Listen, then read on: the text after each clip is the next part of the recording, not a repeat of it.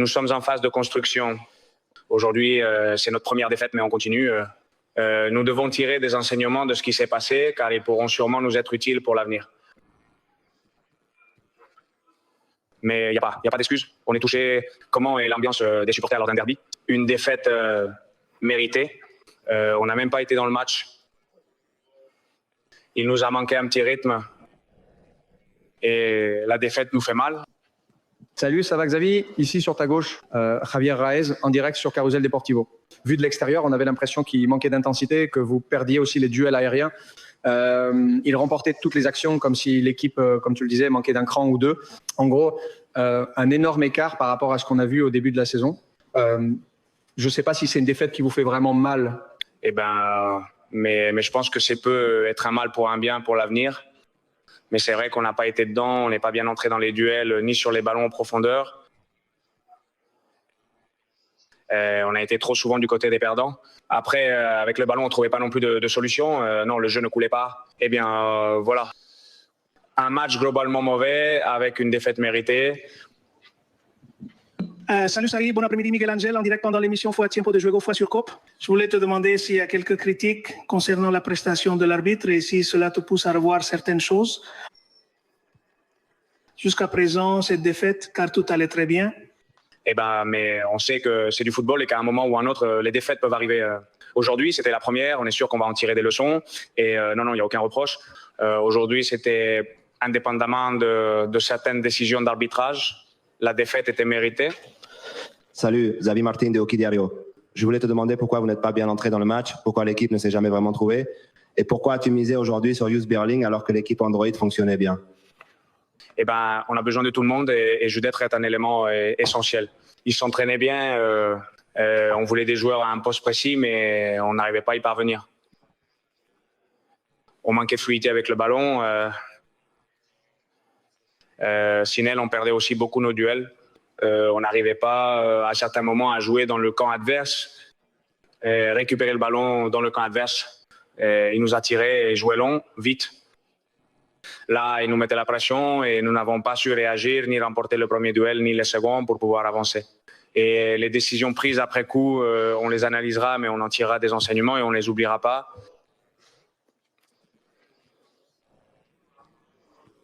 Cette défaite difficile qui c'est sûr, nous fait mal. Les supporters ont-ils mal au cœur? Mais c'est un processus, un vrai processus. La Ligue est un processus de construction dans lequel nous sommes engagés. Aujourd'hui, nous n'avons pas été au niveau que nous aurions aimé. Nous devons savoir nous remettre en question, comprendre pourquoi et chercher à progresser. C'est le moment de tirer des conclusions et nous le ferons. Salut Xavi, comment ça va? Olivier Lorenzo du journal Fue El País à propos de tout ce qui s'est passé cet après-midi. Qu'est-ce qui t'inquiète le plus aujourd'hui? Merci. C'est pourquoi il nous a manqué cette intensité. Cet ajustement sur la façon dont on pouvait mieux contrer et mieux s'en sortir. En ce moment, tu as une idée, mais il faut l'évaluer davantage. Surtout celle-là, on n'a pas assez bien rivalisé. Aujourd'hui, je pense que l'équipe n'a pas joué à son meilleur niveau. Ce qu'il faut pour ce genre de match, pour ce niveau-là, et face à ce type d'adversaire, il faudra qu'on élève notre niveau. C'est ce qui nous attend. Salut Xavi, ici Adrien Pouze pour Fue El Desmarque. On a vu ça presque à la fin du match. Il y avait aussi Antonio qui avait envoyé le ballon, un peu agacé vers les tribunes. Je ne sais pas si c'était en direction des ramasseurs de balles. En première mi-temps, on voyait aussi Chendo faire un petit reproche à ce sujet. Je voulais te demander ce que tu en penses. Ça t'a un peu contrarié ce qui s'est passé aujourd'hui? Bon, on ne va pas transformer un petit détail en explication de tout ce qui s'est passé pendant le match. Mais ça a été assez clair, non? Qu'est-ce qui se passait et la frustration? C'est plutôt à propos de ça. Le match où nous n'avons pas été à notre niveau et qui doit nous faire mal, ça doit être une déception qu'on sache transformer en quelque chose de positif, aussi bien individuellement qu'en équipe. Salut Xavi, ici Miguel Angel Torribi en direct pour Radio Marca. On ne va pas oublier cette défaite, on va en tirer des enseignements, c'est un processus de construction. Il faut savoir être critique et en tirer des conclusions. Je voulais vous demander si cette défaite peut être comparable. Est-ce que ça peut se comparer à celui du Camp Nou, ce 5-0 avec Mourinho, qui était aussi sa première année? Je ne sais pas si la réaction que votre équipe avait eue à l'époque peut aussi s'appliquer à celle que vous attendez maintenant. C'est ce qui nous attend. Je ne veux pas comparer, mais c'est celle qu'on a. cette saison, la première. C'est une question douloureuse qui touche tout le monde, les supporters aussi. Je suis sûr qu'aujourd'hui encore, nous sentons très concernés et maintenant, il faut voir ce que nous devons faire, ce qu'il faut corriger et comment avancer. Nous commençons la saison aussi bien en Ligue que dans différentes compétitions. Ce n'est pas le niveau que nous voulons montrer. Bonjour Xavi, Abraham Romero, El Mundo. Qu'est-ce qui a bien pu se passer entre la première mi-temps et la seconde? Parce qu'en première mi-temps, si l'équipe mène 1-2 en jouant plutôt bien pendant un bon moment, je ne sais pas ce qui se passe ou ne se passe pas dans le vestiaire pour que l'équipe ressorte comme ça en seconde période. On s'est dit qu'on repartait sur un nouveau match à la pause parce qu'après le 2-2, sans être vraiment bien entré dedans, on était encore dans le match, mais bon, on n'a pas réussi. Voilà. Dans les phases décisives du jeu, ça se passait pas bien. Et puis, il y a eu des circonstances, le penalty, la faute à la fin, la perte. Mais nous n'avons pas été à notre meilleur niveau, c'est-à-dire que nous n'avons pas bien rivalisé, nous n'avons pas su concéder très peu, nous avons trop concédé à l'adversaire. Nous avons été sanctionnés à juste titre, car nous n'avons pas vraiment mérité mieux. Salut Xavier, comment ça va? C'est moi, celui du Fleuve, du journal Marca. Hier, tu disais que vous vous attendiez à une ambiance intense et que pour y faire face, eh bien, il vous fallait beaucoup d'énergie et de concentration. Tu dis aujourd'hui que la défaite fait vraiment mal, non? Oui, vu de l'extérieur, à certains moments, tu as ressenti de la frustration en voyant que tes joueurs jouaient avec 1, 2, voire 3 vitesses de moins.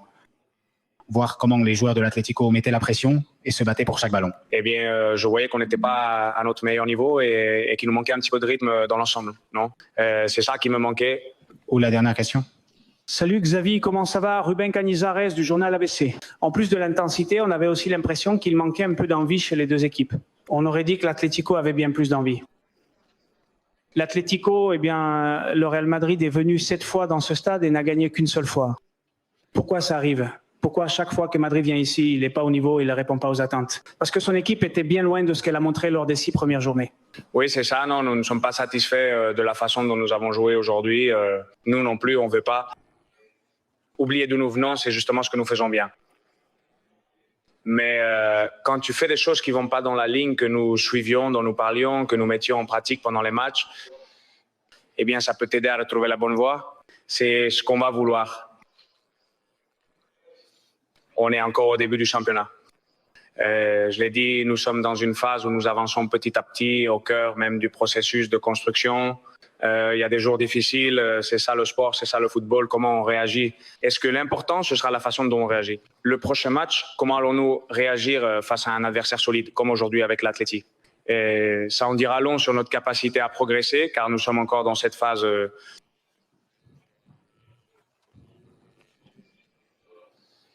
je pense que nous ne serions pas très avisés si nous n'arrivions pas à tirer quelque chose de positif de la peine que nous ressentons aujourd'hui.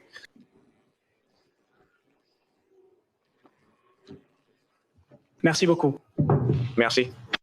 Bon, voilà, Xavi était là. Voyons, je vais commenter ici 2 ou 3 petites choses qu'il a dites.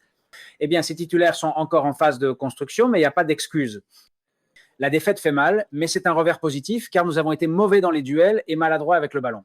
Défaite méritée et rien à reprocher à l'arbitre. Attention, petite parenthèse, je trouve incroyable qu'il n'y ait pas une seule critique envers l'arbitre. Quand, et je ne me rétracte absolument pas, car il y aura sûrement des gens qui diront, bon, sur la miniature, tu mets robot, mais bien sûr, voyons voir. Et si un gars qui, selon le règlement, aurait dû être expulsé pour un 2e carton jaune sur Love, parce qu'il est allé enlacer les supporters dans les tribunes, ça c'est maintenant, on revoit tout ça dans le règlement, et il n'a pas été expulsé parce que Alberola, il a dû se dire, au fond, qu'il va râler ici, parce que si je l'expulse, il va râler. Beaucoup plus de monde, ça compte pas. Et puis le penalty sifflé contre Güler, ça devrait jamais être un penalty, car c'est simplement jeu dangereux. Google touche le ballon en premier. Et ensuite, on dirait bien qu'il y a un contact avec la tête du joueur, mais après avoir touché le ballon en premier. C'est un jeu dangereux et donc un coup franc indirect dans la surface. C'est pas un penalty et vous ne me direz jamais si ces 2 décisions de l'arbitre sont correctes. L'une, c'est de ne pas expulser sur l'autre en appliquant le règlement et l'autre, c'est de siffler un penalty en appliquant le règlement. C'est un coup franc indirect, jamais un penalty. Si ça n'influence pas un match, vous me direz si ça n'influence pas un match parce que c'est incroyable. Alors, pour moi, oui, c'est un vol, mais qu'on soit clair, même avant de parler du prétendu vol du Madrid, aujourd'hui, ils ont fait un match catastrophique qui méritait d'en prendre 5 ou peut être même 7. et qui nous rappelle malheureusement que Madrid fait encore parfois des choses à la manière de Barcelone. Tu te retrouves face à un grand rival et ce rival te surclasse. C'est une honte absolue pour le madridisme. Nous nous sentons complètement embarrassés en tant que supporters, même si dans les petits matchs, tu arrives bien jusqu'aux demi-finales de la Coupe du Monde des clubs et tout ça. Mais dès que c'est un gros match, un match où tu te fais largement battre, et avec en plus cette impression de revivre la même chose que l'an dernier, qu'aujourd'hui tu vas encaisser le 4e et le 5e. Ah, et voilà le 6e. Tu veux dire que tu penses que Madrid, que nous les supporters madrilènes, méritons ça. Chaque fois qu'ils attaquent, on a l'impression qu'ils vont marquer, et en fait, ils ne le font pas. En gros, on va le voir. Bon, je vais continuer avec les gros titres d'Alonso. Je poursuis maintenant l'analyse. Nous n'oublierons pas cette défaite et nous en tirerons des enseignements. On n'a pas assez bien rivalisé, il faut élever notre niveau. Ce n'est pas le niveau que nous voulons montrer. Ce sont les déclarations de Xabi Alonso qui, bon, en termes de messages, sont correctes. Mais j'insiste, je trouve incroyable qu'il ne dise rien sur l'arbitre, car il a vraiment influencé le match. Qu'il le mette en 3e ou 4e position. D'accord? Tu parles des raisons pour lesquelles Madrid a perdu le match aujourd'hui? D'accord. Encore un match décevant qui restera dans l'histoire comme un autre mauvais souvenir pour le Real Madrid. Et là, c'est fondé, et Alonso que je défends. Mais il était là, enfin, celle que tu portes aussi, elle connaît, parce que celle du 4-0 contre le Paris Saint-Germain en Coupe du Monde des clubs, tu viens juste de commencer, mais tu es déjà à fond. Hein. Franchement, j'aime beaucoup Xavi, je le trouve vraiment un excellent entraîneur, mais celle-là, elle est entièrement pour toi. C'est-à-dire qu'ici, comme quelqu'un le disait tout à l'heure, tu vas devoir réagir. Toi, Xavi, il va falloir que tu montes ta détermination avec ces joueurs qui choisissent de jouer un match sur 2. Franchement, ça ne va pas. En gros, soit tu motives tout le monde pour des matchs comme celui-ci, mais il savait parfaitement que l'Atlético de Madrid, que le Solo leur avait préparé aujourd'hui un match comme une finale de Ligue des Champions, mais il suffisait de voir à quel point ils étaient complètement enthousiastes. Ce sont les matchs que le supporter madrilène ne veut absolument pas perdre. Celui-ci et celui contre le Barça, il ne veut pas les perdre. Et le Barça va revenir encore une fois avec une grande détermination contre Madrid. Mais il faut le savoir dès aujourd'hui, il reste un mois pour le match, exactement un mois à partir d'aujourd'hui. Bon, dans 30 jours, le Barça va entrer sur le terrain, pas forcément pour nous battre, mais peut être pour essayer de décrocher quelques points face au premier.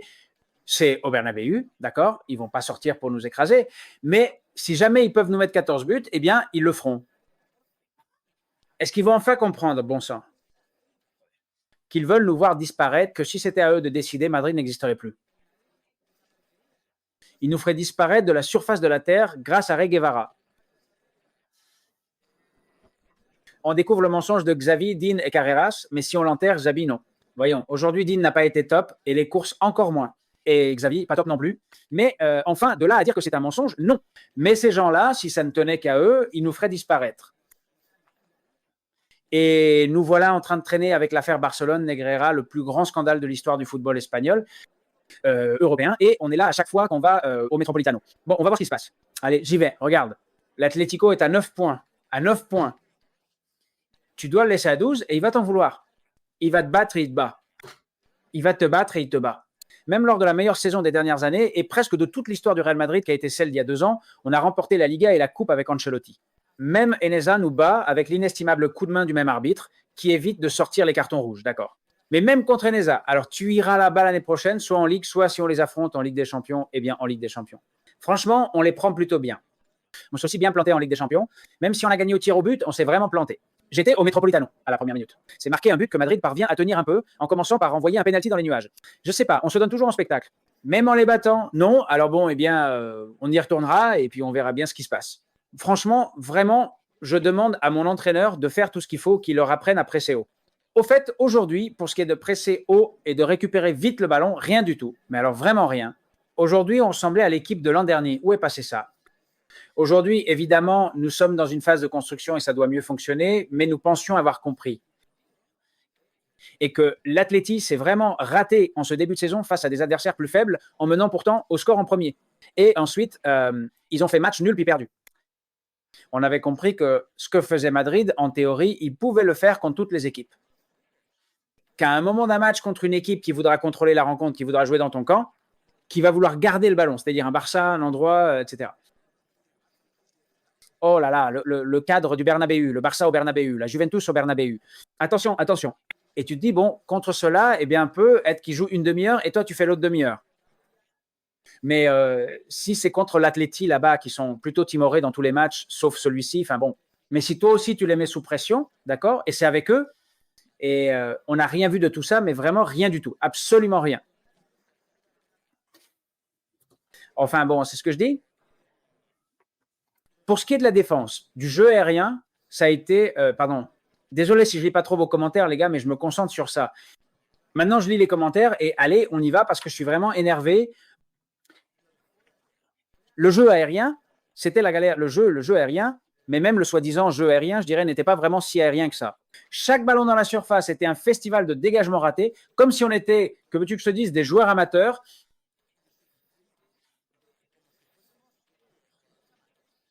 Bon, voyons joueur par joueur, qu'est-ce qui s'est passé aujourd'hui avec Carreras ou Carreras.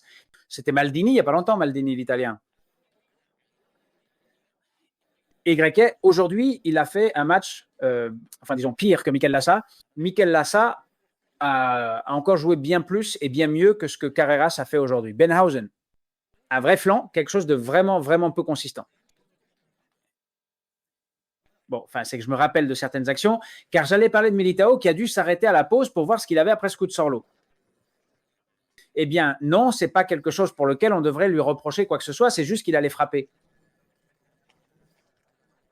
En fait, Militao a été bien meilleur en dégageant ce ballon parce que c'est un coup au niveau de la cheville, à hauteur du tendon d'Achille, et ça peut vraiment faire mal. Je pense que c'est juste un choc. Il n'a pu jouer que le reste de la première mi-temps. Mais ensuite, évidemment, il y a eu ce moment clé. La première course d'Asensio avec Julien.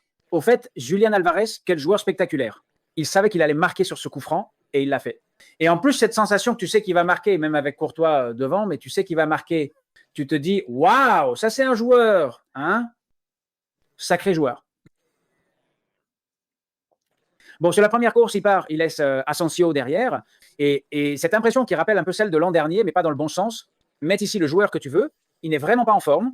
Le match, c'est clairement ce qu'il faut retenir. Mais après, il s'est fait plutôt discret.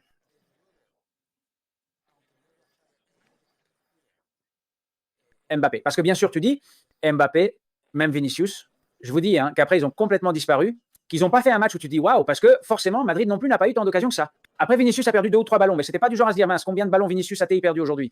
Non, non. Et en plus, l'action de Vinicius sur le but de Güler, c'est un vrai joueur. La passe de Güler pour Mbappé, la finition de Mbappé, c'est un très beau but. Mais ensuite, ils ont disparu, mais à cause du collectif, parce que tout le monde était paralysé. Et ensuite, par manque de prise de conscience que c'est un match important. Car avec le 11 et l'effectif, vous pensez que si Madrid entre sur le terrain aujourd'hui comme l'Atlético déterminé et prêt à tout, on ne leur gagnera pas le match. Mais bien sûr, c'est une question d'attitude. Et après, ensuite, parlons un peu du sujet arbitral. Voyons, le sujet arbitral.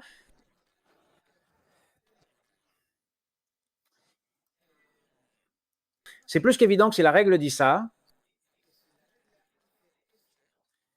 si cet avertissement concerne une célébration où l'on grimpe sur la barrière, la clôture périphérique ou les panneaux publicitaires pour rejoindre les tribunes, monter dans les tribunes ou interagir physiquement avec le public, grimper, enlacer les supporters et ainsi de suite.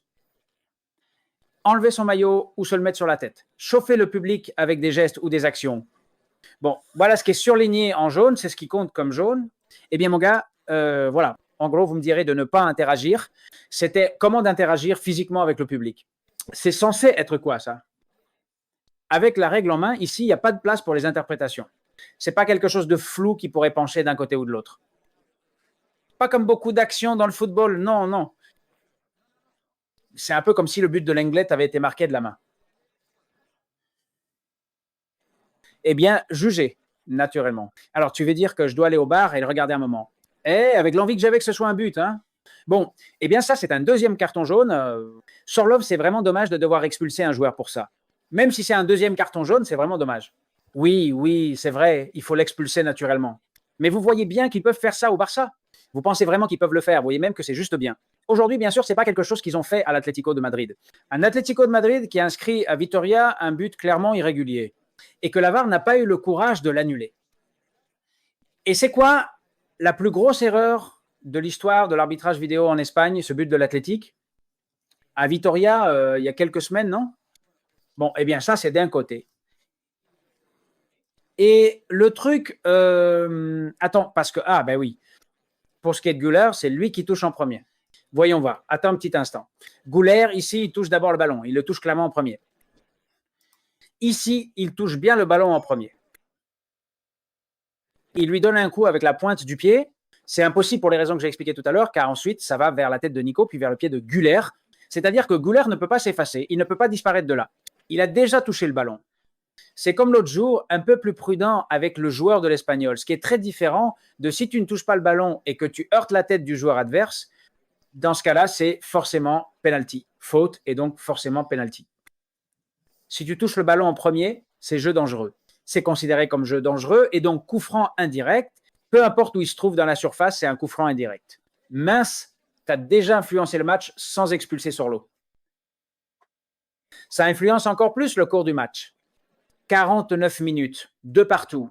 Penalty en faveur de l'Atleti pour Julián Alvarez, qui ne les rate jamais sauf s'il doit tirer 2 fois.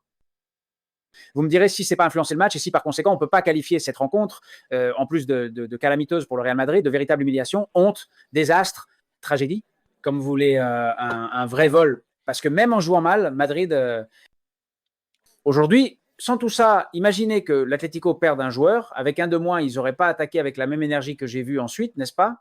Eh bien, et surtout, non. Si tu ne leur donnes pas la chance d'obtenir un penalty, tu leur retires déjà la possibilité de marquer un but. Non, parce que et après, ils t'en mettent encore 2 autres. Mais à 10, j'en doute fort. Donc oui, le match a bien été influencé. Mais enfin, celui qui nie ça, voyons. Et bien sûr, on est tellement remonté à cause du gros désastre qu'on a provoqué qu'on finit par reléguer ça au second plan. Mais il ne faut surtout pas le mettre au second plan. C'est aussi loin d'être sans importance. Bon, Y, rien. Et comme je l'ai dit au début, le fait que Jude Bellingham commence à jouer sans être à 100% est vraiment regrettable. C'est pas que Jude Bellingham ne mérite pas à un moment donné d'être titulaire, car il le méritera sûrement. Parce que pour moi, il doit toujours être titulaire. C'est un joueur exceptionnel. Mais être à 100%, il ne peut pas l'être, c'est impossible. Il n'a pas le rythme de la compétition. Oui, Francola, mais pas Antonio, qui ensuite n'a pas fait grand-chose. Mais cette décision à la Ancelotti de le mettre par statut, je la prends. S'il n'y a pas de raison. La tactique, c'est pas qu'on pouvait mieux attaquer avec Bellingham. Franchement, je ne comprends rien. Voici mon résumé, les gars. Je vais lire quelques-uns de vos commentaires. Attends, peut-être que je peux vous partager encore quelques infos sur toute cette histoire. Ah, eh bien, oui, bien sûr. Enfin, on a vu ça. Bon sang, on a bien vu que c'était Jiménez ou Lucas Hernandez, je ne me souviens plus, celui qui a donné un coup de pied à Ramos dans la surface. Et ici, il ne s'est rien passé. Mince, il n'y a rien eu. On a vraiment vu des trucs incroyables dans les derbys. En gros, vous me direz, s'il n'y a pas là un traitement inégal, on est parti, ça va être génial.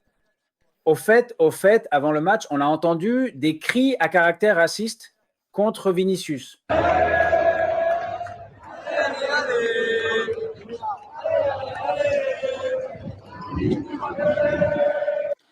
Allez, Vinicius singe, disent-ils. Eh bien, c'est une partie de la fiction la plus empreinte de racisme de tout le football espagnol, européen et peut être même mondial. Non, ce sont des récidivistes. C'est toujours pareil avec ces gens-là. C'est incroyable. Que ce soit 4-4-0, 4-0-0 ou 4-0-0-0, peu importe, c'est toujours pareil avec ces gens-là, mon vieux. C'est incroyable, mec.